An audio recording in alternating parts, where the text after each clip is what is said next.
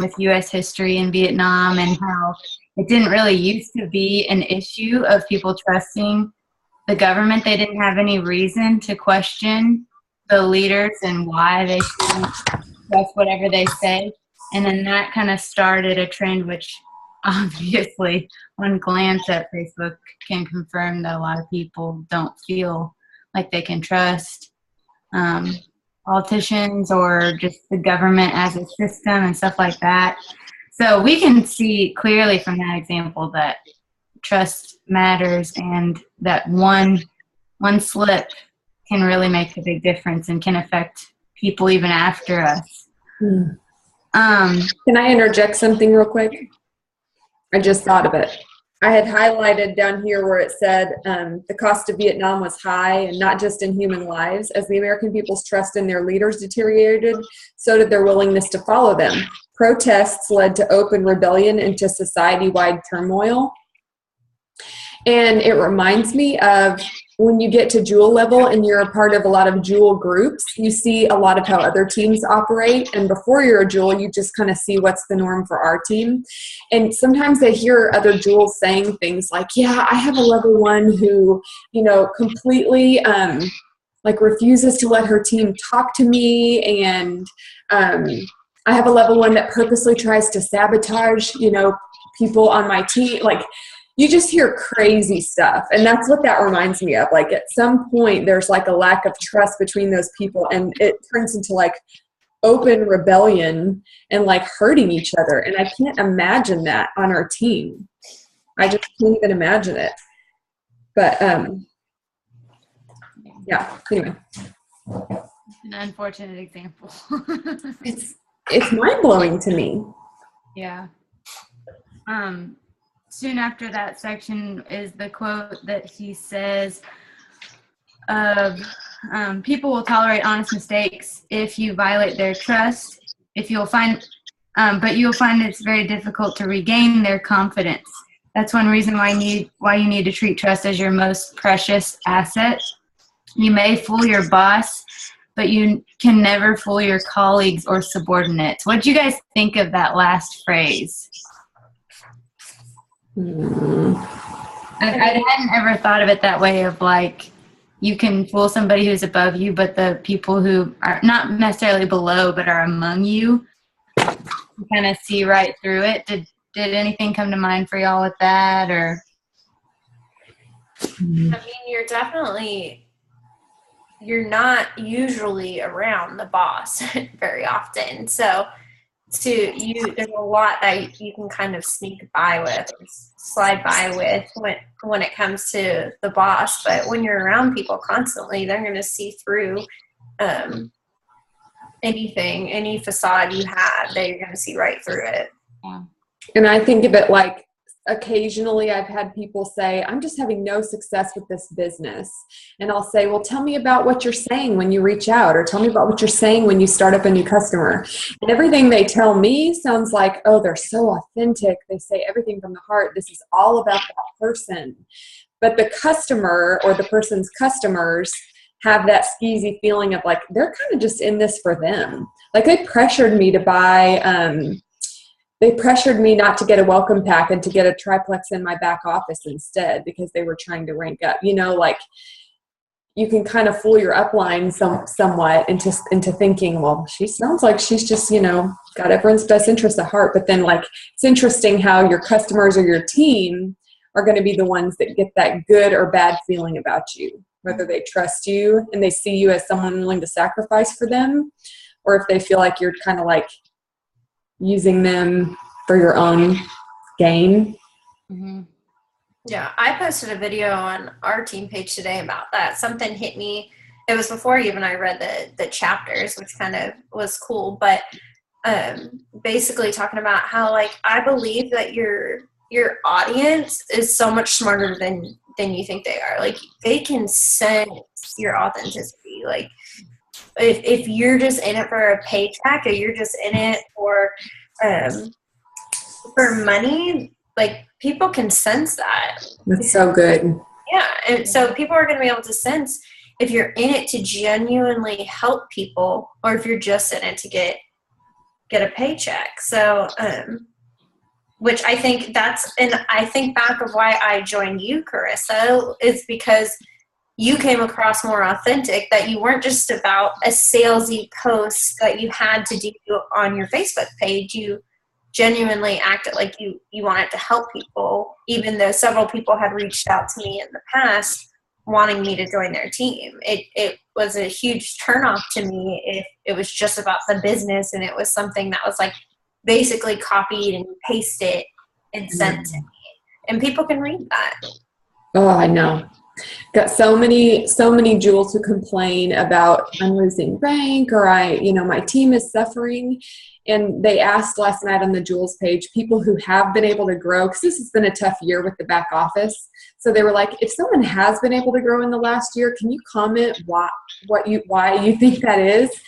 And I commented that I see so many leaders telling their team, if you have to, reach out to 20 people a day. If you have to, reach out to 15 people a day.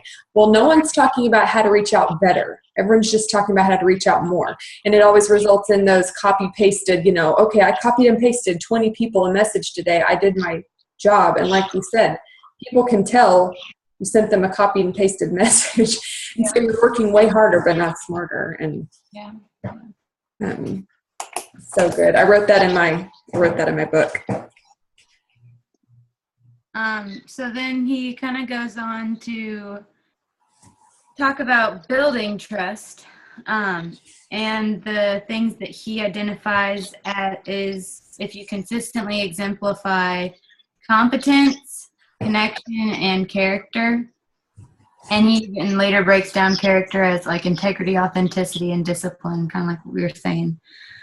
And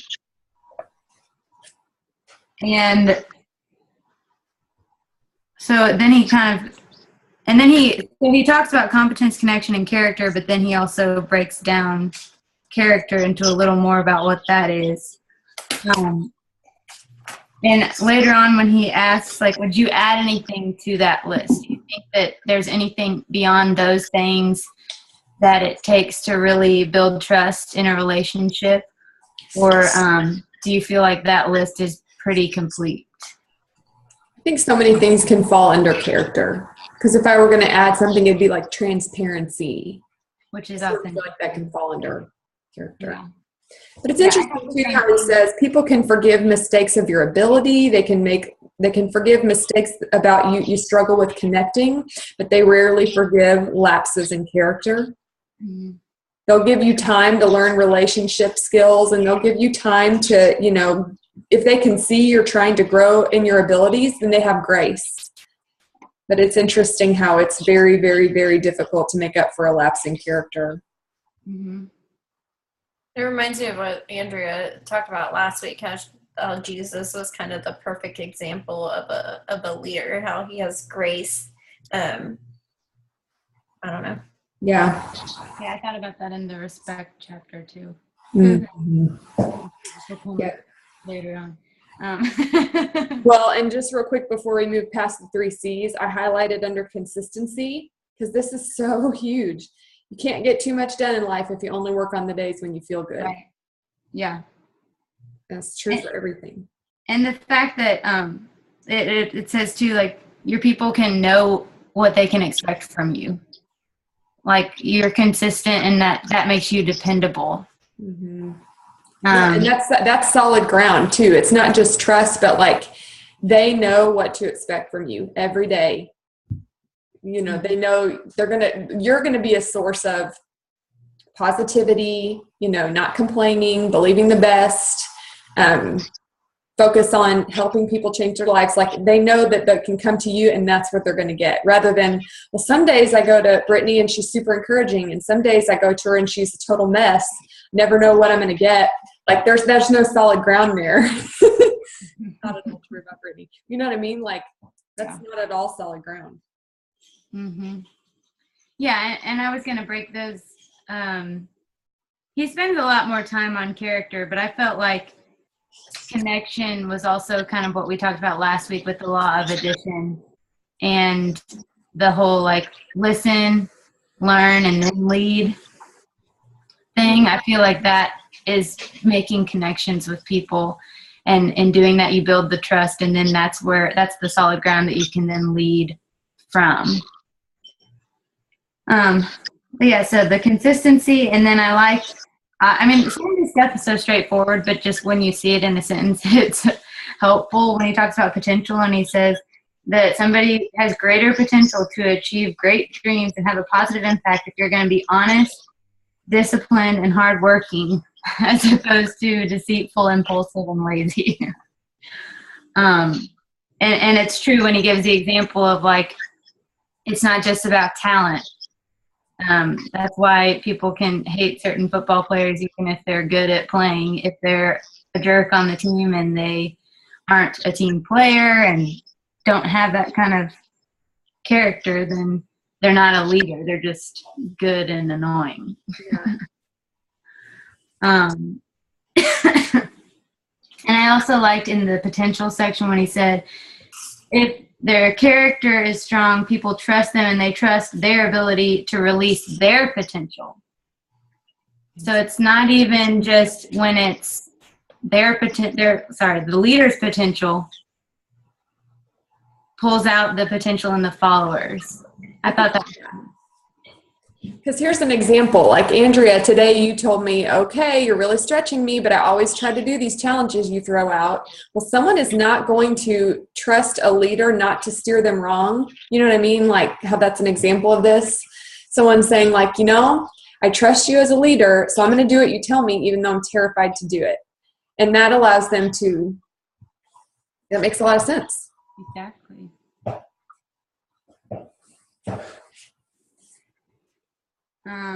Yeah, and so when they trust that the leader can bring out their potential, it gives them hope for their future and belief in themselves and in their organization. And then he kind of talks about character as respect, which I think some of that ends up rolling over into the next section.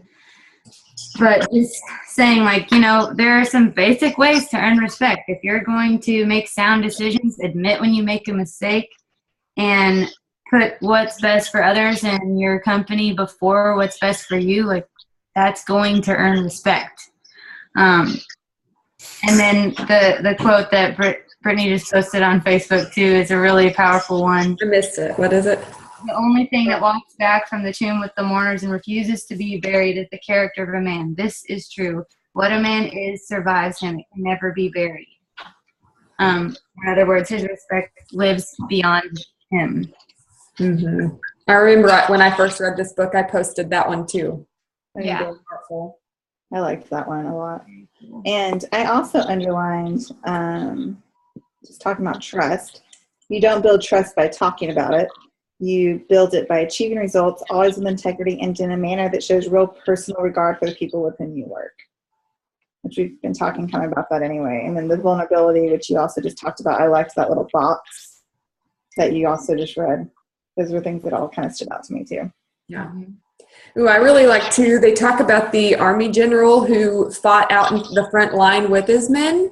Yeah. And like, that's so true too, because your team does not trust when you say, okay, go out and send 20 messages to your dream team, go out and message your chicken list. Mm-hmm. Well, how about we see you doing that? Like, what did you send to the person on your chicken list? Yeah, exactly. Still is a lot of trust. I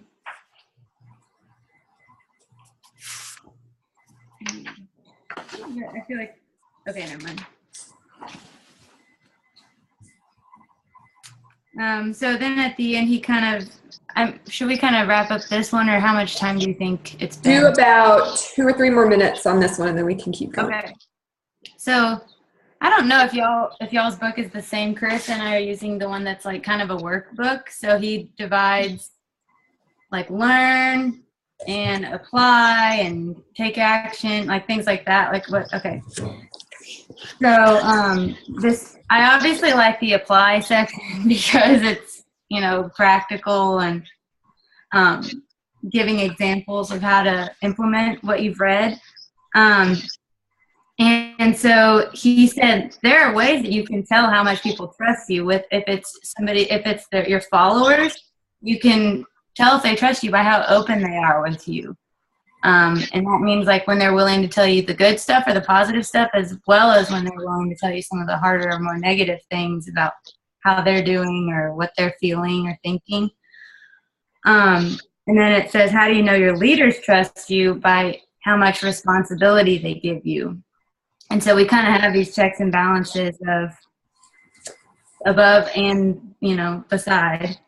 How can we know if we are a trustworthy person? So I like those examples he gave.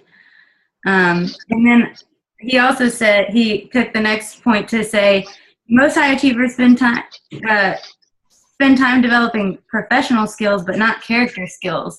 And I was like, not in Plexus. I think that's a really cool, unique thing about our company is like we put a huge emphasis on character and the whole personal development thing. So I thought that was cool that like he was saying few people focus on character, and I feel like that's like one of the biggest emphases in this journey. Okay, little side note about this. He says, I recommend that you focus on 3 main areas: integrity, authenticity, and discipline. And when I read that, it was like, whoa, because I feel like most people would assume integrity and authenticity, that's a part of my character, but discipline surprised me. But it makes a lot of sense because I'm not going to put a lot of trust in someone who repeatedly shows me if they say like, yes, I'm going to post to the team page every Tuesday and Thursday for you. And then I see that they don't discipline themselves to plan out a post and follow through. Or let's say with a potential customer, you get all juiced up talking to them about what products they're going to start. And they say, okay, I'm going to order as soon as I get paid. And you say, okay, I'll check in with you Friday night. I cannot wait for you to get started. And then you don't check in with them on Friday night. Your discipline in following up and being the professional in the situation reflects on your character. And that's like kind of steps on your toes a little bit too. But when you think about it, like when you tell your customers, I'm going to remind you when your auto ship is coming up, I'm going to personally help you make any adjustments. If you need it canceled, I'll take care of that. If you end up wanting a refund, I'll help you take care of that. And having that discipline and follow through and the fact that it reflects on your character, I just feel like I know so many people, even at the Jewel level, who are like, I'm just not organized. I'm just really not a planner. I kind of just, and I'm looking at that going like, I don't know, John Maxwell says like discipline is a character trait. Yeah. And if you don't have it, it's a character flaw. That's just easy to say because I'm such an organized person and I really value discipline. It's like in my Strengths Finder quiz, it's like one of my top 5. But I was like, woohoo, John Maxwell says it's a character. Yeah. No, that's true. I hadn't thought about that, so I went back and circled star after you pointed that out. Yeah.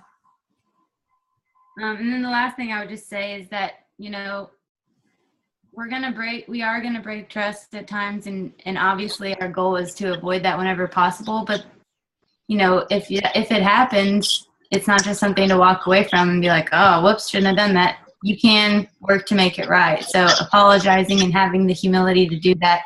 And then committing to regain the trust, acknowledging that as like the bigger the offense, the longer it's going to take to regain that trust, and recognizing that it's not on them to trust, it's on you to earn it. So I think just taking ownership of trust, it's not about necessarily my innate, whatever I make that person feel, as much as it is working to earn something and making things right if it goes wrong. So with that, we can move on to the law of respect, unless anybody else has one last thing they want to shout out. Okay, so law of respect, people naturally follow leaders who are stronger than themselves. I thought that it was really neat how he started out talking about Harriet Tubman, and even just like artistically as an author, how he kind of portrayed her as like this what kind of a person is he about to talk about? And you're kind of trying to guess as he goes. And then he, gives examples relating back to that first description, how those were very true, but how the context changed things. And how he said, like, she was obviously a very unlikely candidate to be a leader. She was uneducated. She was born as a slave. She was black. She was a woman. Like, everything was pitted against her. And yet her leadership was unshakable. And people saw her as a very strong person. She never allowed people to give up who she led. And so they were compelled to follow her because she was stronger than they were a lot of times. Excuse me. I just felt like that was a really good example, and a testament to us that, like, we can come up with excuses, and she had every excuse. But she was an awesome leader, and she was, despite her deficiencies, she was stronger than other people because of her character, the things that she exhibited.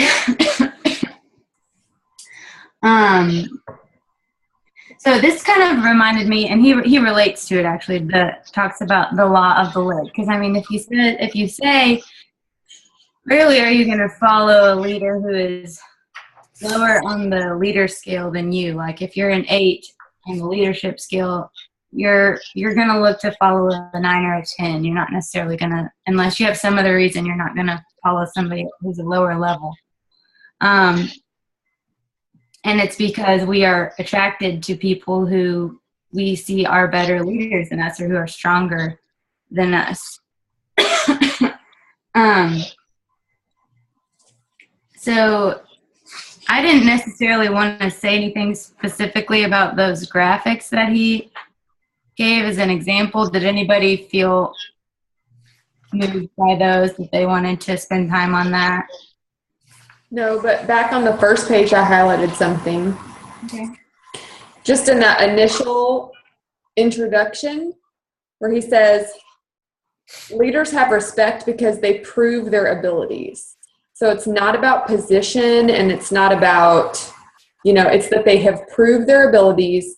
And then he said, the leader must know that he knows, and must make it abundantly clear to those around him that he knows. And I thought that was really powerful. Where is it? Where is it? Yeah. It's the very first paragraph of the chapter, the intro paragraph. Do y'all have that in your book? I don't think we do. Oh, really? Okay, I'll read it to you. It starts as, when people respect a person, they admire her. When they respect her as a friend, they love her. And when they respect her as a leader, they follow her. Do you have this? I Oh, think it was I have that in on page 79. I have that like after the charts. and Oh, stuff. sorry. Okay. Well, then we can get to that later if you want. But yeah, it says, if you want to influence others, you have to be respected as a leader. And in order to do that, you will have to prove yourself and your abilities. The leader must know that he knows, and must be able to make it abundantly clear to those around him that he knows. Yeah.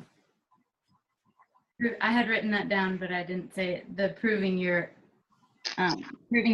and your abilities. That's how you get respect.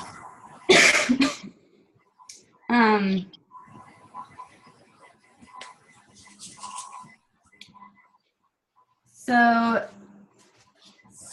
after that,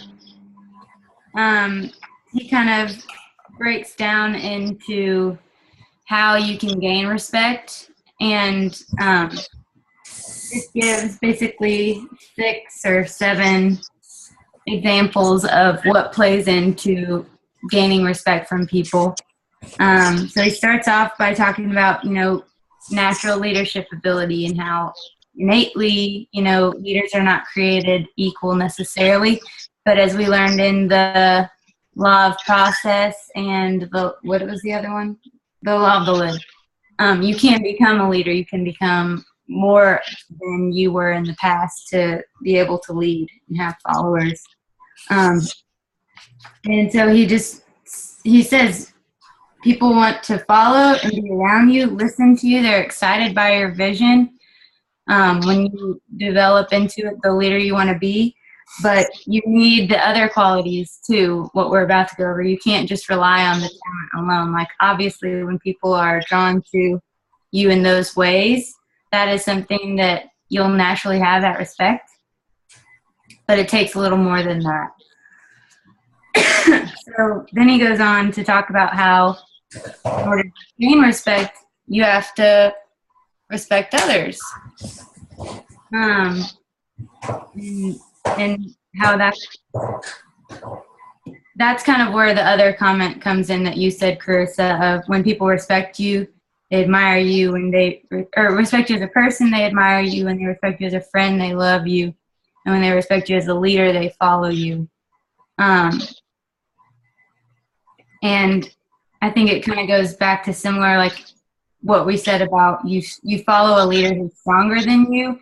You also follow a person that you greatly respect and who respects other people. Versus like the dictators, he said, who use intimidation and violence. Mm-hmm. Like whenever they love others and respect others, that's a compelling thing that you start to respect about that person. Mm-hmm. And anybody feel, I'm just going to keep chugging, but feel free to chime in if I skip over something that you should be sat on a little longer. I see a lot of this actually kind of reminds me of my husband's job. Because one way that they function that he does not like is that whole intimidation factor. Mm. So there's not really good leaders there per se. Like, he's really tried to work to develop people and do things, and he's considered kind of like the oddball because they're all very like, you're going to lose your job if you don't do this now. Like, kind of trying to work by like a fear factor almost. Yeah. And it's hard. You can see how hard it is to get the respect of the people around there. And if there's low morale and not good respect, it just goes throughout the whole company. Yeah. So he talks about fighting with us like all the time.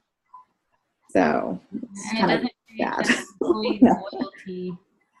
What was that? It doesn't create the loyalty among their employees either. Like, they're not going to be committed to this business if they don't feel respected.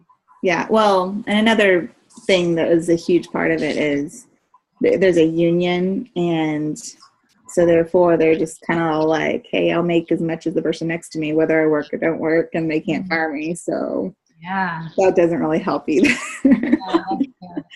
So anyway, those are just some things that he kind of deals with at work, and some of this reminds me of that. Yeah. You have a tangible example of how it doesn't work. Yeah. Unfortunately. Yeah. So then he goes on to talk about courage and how, Harriet Tubman was literally like, I will succeed or I will die trying. I would rather die than not succeed. And he says she didn't care about the danger. Her mission was clear. And that was driving her to have that kind of courage. And I liked when he said next that sometimes having courage means that you stand alone, that doing what's right, even in the risk of failure and in the face of great danger and under relentless criticism. Yeah, I feel like a lot of Plexus people can identify with that. Yeah. Because at some point or another, we all face some criticism about Plexus. Some. And I felt like, for me in particular, there were times I felt like it was relentless criticism. So I remember that quote really stuck out to me. Like, a leader doesn't deserve the name if they're not occasionally willing to stand up under that for something they believe is right. And then he just ends by saying that courage gives hope. So when you gain respect from people when you give them hope and you demonstrate that in your courage and give them this idea that they can be courageous too. I felt like that was a really powerful one. Success, he doesn't say a whole lot about, because I think it's kind of a given in that, people are drawn to success, and when they see a successful person, they have the hope that maybe I can be a part of that success or have that success be a part of my life. And so, and even just like, people who have learned 6 languages or have this many degrees, like that innately gives them respect, that they have found success in that many areas, the experience they have under their belt. Yeah. You can all testify to that. It's not just talk. Right. Okay, you have about 5 minutes, by the way. Okay. So then when he talks about loyalty, kind of like what we were just saying with Brittany's husband, saying that a leader is somebody who sticks with the team till the job's done, remains loyal to the organization even when times are hard, and they look out for followers even if doing so hurts them. I thought that was a good imagery, and especially when it said that remaining loyal to the organization even when times are hard. I felt like that was like a perfect example of that is when our leaders, like specifically McKenna and Carissa, but other leaders too, are like, if things are hard in the back office, you need to be the face of optimism about Plexus. Like the remaining loyal to the organization even when times are hard. Like showing that, to demonstrating that as a leader so that people see that example, and it's not, carrying down the line of just this toxic complaining or negativity. It's like, if we're going to be leaders and have respect, we have to be loyal. And that means demonstrating an example of loyalty even when times are tough. Mm-hmm. But like we have a good example, a vivid example of that. I feel like it trickles down all the way from the top, because in my notes of the margin I wrote Alec and Tarl. Yeah. Because I feel like they look out for their people even when they take a hit. And I felt like October was a really good example of that, where September was so bad with the credit card declines that I think that's a big part of why they created that rank up and score bonus. And they said, if you've missed rank and you re-hit it, you get your bonus again. And if you rank up, you get double your bonus. I felt like that was them being like, this is going to be a huge financial hit to us, but we're going to look out for our people. So I feel like it trickles down from all the way to the top.